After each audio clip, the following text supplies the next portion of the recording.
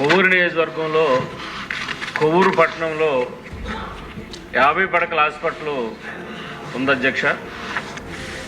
దానికి చుట్టుపక్కల గ్రామాల్లో ఉన్నటువంటి ప్రజలందరూ కూడా, పేద మధ్యతరగతి ప్రజలందరూ కూడా ఇవాళ హాస్పిటల్ ఎక్కువ సంఖ్యలో వస్తున్న పరిస్థితి ఉంటుంది అధ్యక్ష.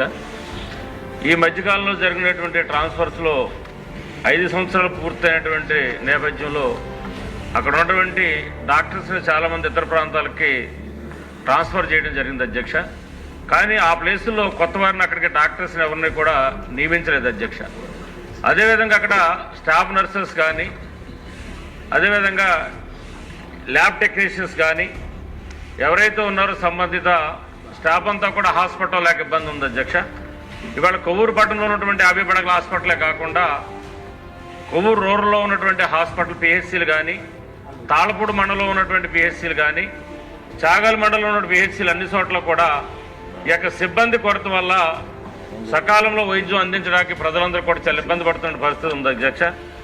జూలై 1వ తారీఖున గౌరవ ముఖ్యమంత్రి గారు మా నియోజకవర్గానికి వచ్చినప్పుడు 50 పడకలు ఉన్న హాస్పిటల్ని 100 పడకల హాస్పిటల్గా చేయాలని చెప్పాను ముఖ్యమంత్రి గారికి కోరగా, ముఖ్యమంత్రి గారు దాన్ని సీఎం శాంక్షన్స్లో కూడా మంజూరు చేస్తామని చెప్పని కూడా చెప్పడం జరిగింది అధ్యక్ష.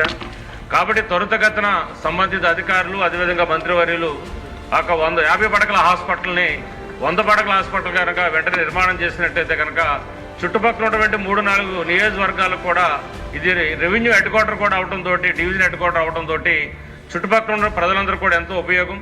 అదేవిధంగా ఇటు కొవ్వూరు టు తల్లాడ వరకు కూడా వాళ్ళు ఏదైతే రోడ్డు ఉందో అది కూడా నేషనల్ అవటం కానీ, గుండుగల్ టు కొవ్వూరు కానీ అవటం కానీ కూడా జరిగింది అధ్యక్ష.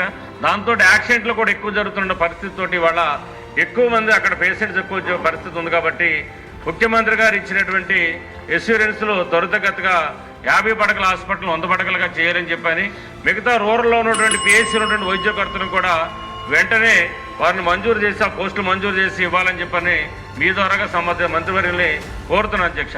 ధన్యవాదాలు అధ్యక్ష.